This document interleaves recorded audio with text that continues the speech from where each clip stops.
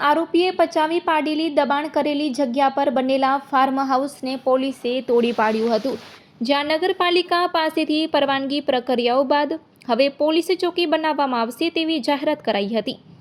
પૂર્વ કચ્છ પોલીસ અને અંજાર પોલીસ દ્વારા અઠંગ આરોપીઓએ ઊભા કરેલા દબાણોને દૂર કરવા સાથે કાયદો વ્યવસ્થાની સ્થિતિને મજબૂત કરવાની દિશામાં મહત્વપૂર્ણ અને પ્રેરક પગલું હાથ ધર્યું હતું।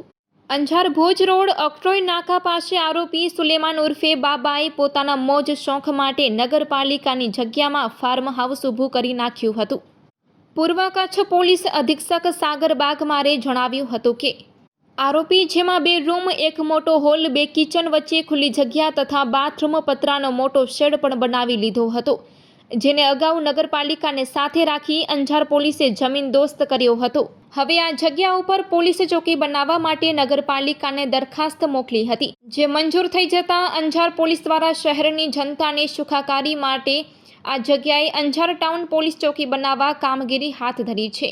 આ આરોપી સામે ચીટિંગ, ફ્રોડ, બળજબરીથી મિલકત કઢાવી લેવી, મારામારી, શરીર સંબંધી ગુના, સસ્તા સોનાની લાલચ આપી છેતરપિંડી, 1ના 3 ગણા કરવાની લાલચ આપી મિલકત બળજબરીથી કઢાવી લેવી સહિતના ગુનાઓ દાખલ છે।